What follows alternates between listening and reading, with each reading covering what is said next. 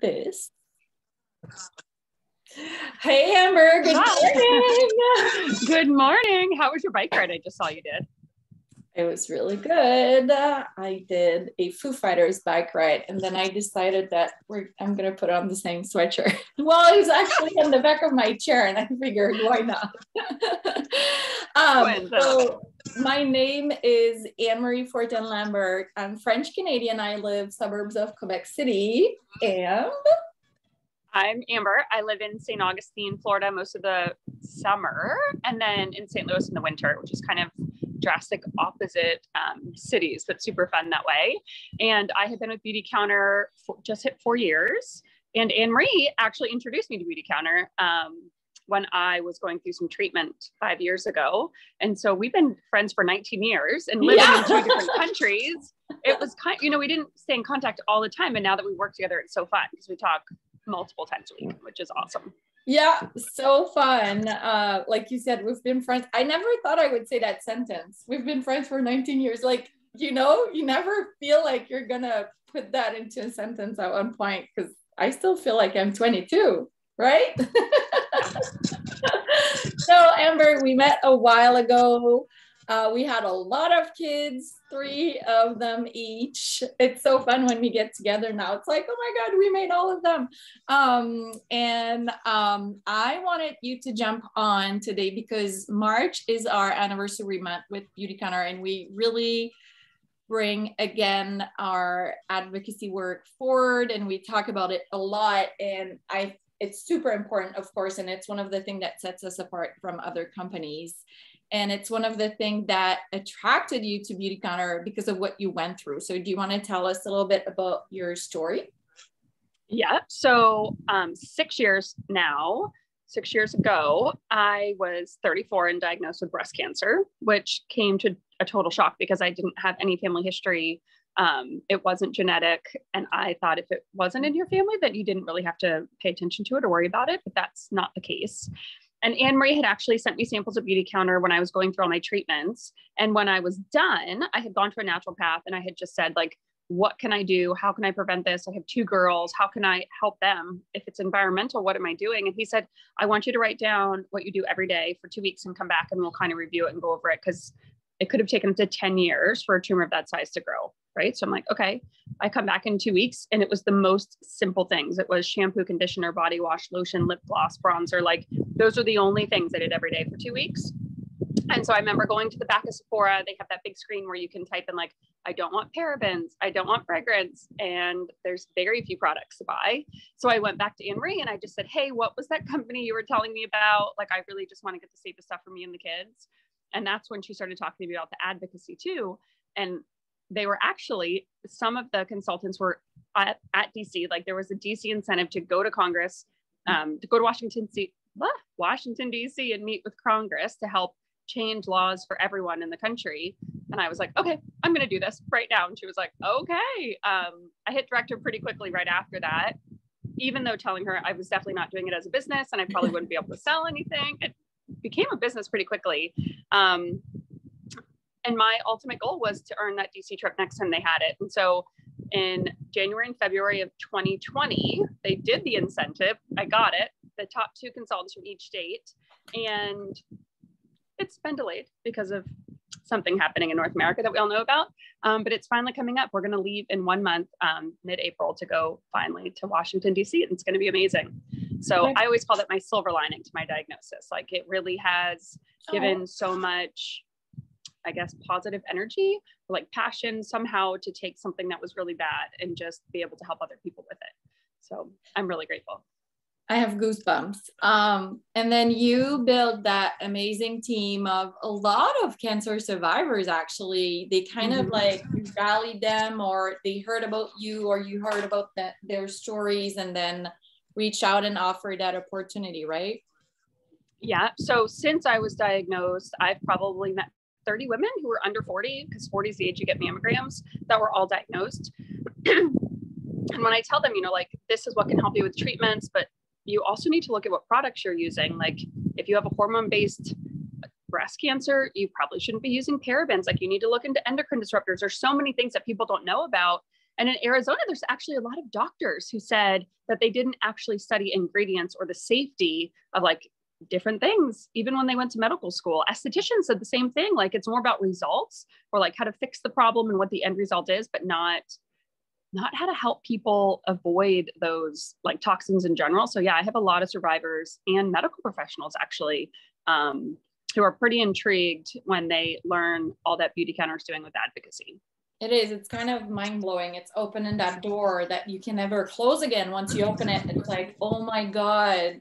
And I remember Hillary was one of your first consultant. And I remember that amazing message because she enrolled with Beautycounter while still going through chemotherapy, right? And she said that it kept her focused on something else. She would work during her treatments, reach out to people and just saying things like, hey, here's a couple of things that I learned throughout my research. And she would share with people around her. And that I know that's what you did. And I know that's one of the reasons how you got into DC. You guys, it was kind of like a Hunger Games for Beautycounter. It was very like only 2 girls per state. Amber had to work really, really hard, but then you ask help around you guys, around you, your friends and your network to help you get there because it was super important to you, right? Yes, it was a crazy like sprint of a month.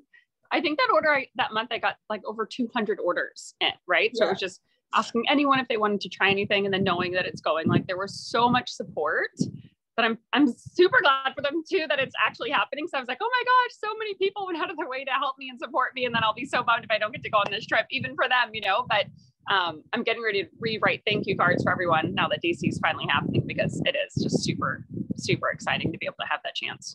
And do you know, or can you tell us what are you going to do in DC? So we have a science advisory board meeting one day that's going to go over everything that Beautycounter has learned. And, you know, we have a science panel that goes over new ingredients and new products and what not to use. Because it's not necessarily people say natural is safe. It's not, natural's not safe and synthetic isn't always bad. It's kind of finding the safer science in the middle, right? Like, so what works really well and is also safe regardless of whether it's natural or synthetic. So learning about that, I guess, really helping Congress understand that too, how passionate people are, help them understand the consequences of these things if they're not changed, and then meeting with them and asking them to just provide safer beauty laws. And for personal care, right? My husband, once I was diagnosed, he was like, okay, I'll kind of do what you want when it comes to like organic food or drinking water, like avoiding whatever.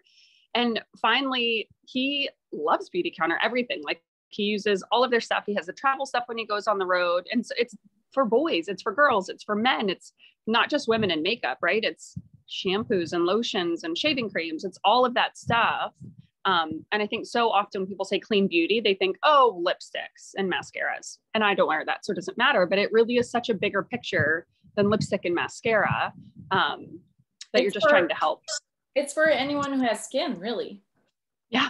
Well, sunscreen too, right? Like if you even use nothing, most people put sunscreen on, if nothing else. And that's a huge, so many of them have been recalled in the last like 2 months. Yeah. Well, I do hope everyone uses shampoo and soap. So, well, I mean, yeah.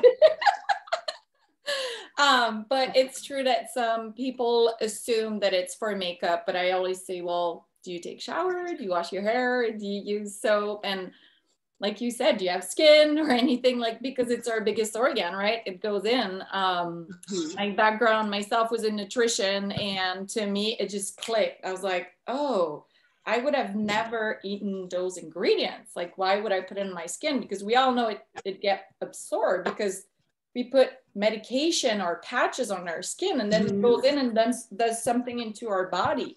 Can you imagine the hundreds of ingredients that goes in every day? So you need to make sure they're safe. And I love that you said natural doesn't mean safe. And the best example would be lead or mercury or cyanide, all natural, but you don't want that. Yeah. Right. Yeah.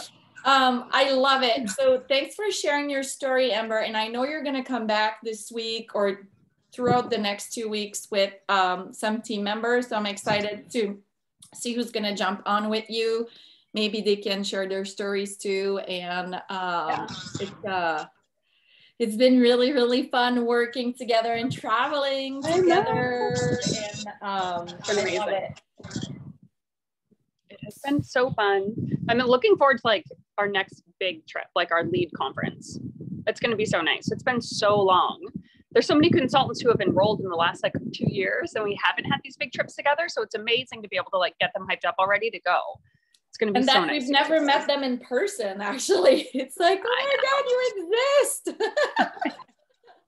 And let's not forget that if you found Amber's story compelling, if you recognize yourself in whatever we said, maybe you know someone who could use an extra income, happiness budget, or can use the purpose for our mission. This month, we have a pretty special deal for a new consultant. It's pretty awesome because there was nothing when I enrolled. And I remember there was nothing for you either when you enrolled. No. So when you enroll at Beautycounter and you buy a starter set, and they're as low as 150 maybe, flawless and 150. 150. Mm-hmm. You get a lot of free products when you enroll. So it's around $200 worth Canadian dollars, and I think it's 170 or 160 US. So if it's a good timing for you, if it's something you'd like, just make sure to ask questions to your consultants, and we would love to join arms with you and move forward towards a safer future for our generations, the future generations, our kids and our, you know, all of them. That's why we do that, right? Mm-hmm. So thanks very much, Amber, and I'm looking forward to seeing you again in the next 2 weeks. And well, you have a good day, girlfriend. Okay. Bye. Thank you. Bye, everyone.